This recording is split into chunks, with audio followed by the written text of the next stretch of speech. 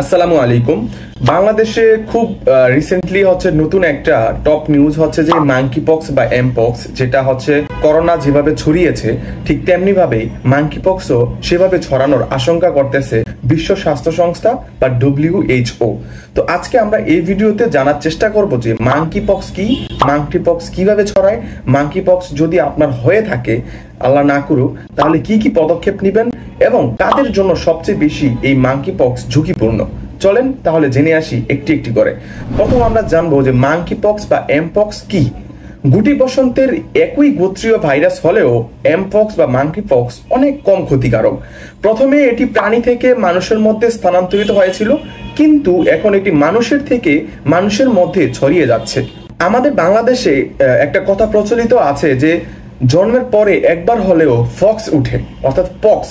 এই পক্সের মতোই monkey pox দেখতে, যেটা ছড়ায় একজনের থেকে আরেকজনের ছড়ায়। ঠিক তেমনি ভাবে মাঙ্কি পক্সও প্রথমে প্রাণী থেকে মানুষের মধ্যে ছড়িয়েছে এবং এই সময়ে এসে মানুষের থেকে মানুষের মধ্যেও ছড়িয়ে যাচ্ছে, যেটা খুবই আতঙ্কের এবং ভয়ঙ্কর। এই রোগের আক্রান্তদের প্রাথমিক লক্ষণগুলোর মধ্যে রয়েছে জ্বর, মাথা ব্যথা, ফোলা, পিঠে এবং পেশিতে ব্যথা। আক্রান্ত ব্যক্তির একবার জ্বর উঠলে গায়ে ফুসকুড়ি দেখা দিতে পারে। সাধারণত মুখ থেকে শুরু করে হাতের তালু এবং পায়ের তলদেশ সহ শরীরের অন্যান্য অংশে তা ছড়িয়ে পড়ে। অত্যন্ত চুলকায় এবং ব্যথাদায়ক এই ফুসকুড়িগুলো পরিবর্তন হয় এবং বিভিন্ন ধাপ পেরিয়ে গোল গোল পুরো আকৃতির অর্থাৎ গোটাটাই পরিণত হয়ে শেষে পড়ে যায়, অর্থাৎ শেষ হয়ে যায়। ওই গোটাটা একটা দাগে সৃষ্টি হয়, দাগ হয়ে যায় শরীরের মধ্যে। সংক্রমণের 14 থেকে 21 দিনের মধ্যে এটি নিজে নিজেই ঠিক হয়ে যেতে পারে। তবে ছোট শিশু সহ ঝুঁকিপূর্ণ গোষ্ঠীর জন্য কিছু ক্ষেত্রে এটি অত্যন্ত মারাত্মক। এর আক্রমণের কারণে গুরুতর ক্ষেত্রে মুখ, চোখ ও যৌনাঙ্গ সহ পুরো শরীরে ক্ষত তৈরি হতে পারে। আপনার যদি এমপক্স বা মাঙ্কি পক্স হয়ে থাকে তাহলে আপনার এই বিষয়গুলো সবার আগে জানা জরুরি।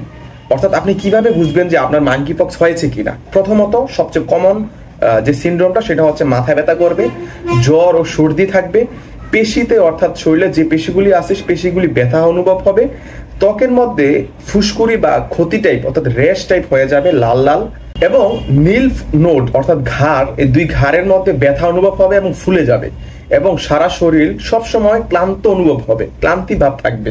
এবার চলেন জেনে আসি এমপক্স বা মাঙ্কি পক্স কিভাবে ছড়ায়।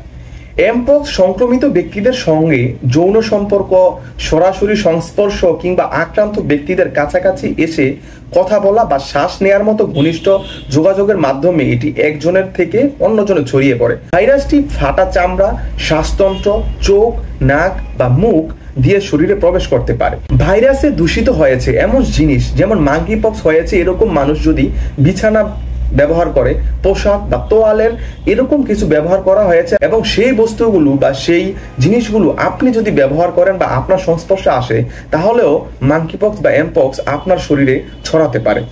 বানর, ইঁদুর এবং কাঠবিড়ালির মতো কোনো প্রাণী যদি এতে সংক্রমিত হয় আর কেউ যদি ওই সংক্রমিত প্রাণীর সঙ্গে বেশি কাছাকাছি আসে এবং খুব ঘনিষ্ঠভাবে তাদের সাথে সময় কাটায় তবে তিনিও এতে আক্রান্ত হওয়ার সম্ভাবনা থাকে। 2022 সালের বৈশ্বিক প্রাদুর্ভাবের সময় বেশিরভাগ ক্ষেত্রে যৌন সম্পর্কের মাধ্যমে ভাইরাসটি ছড়িয়ে পড়ে।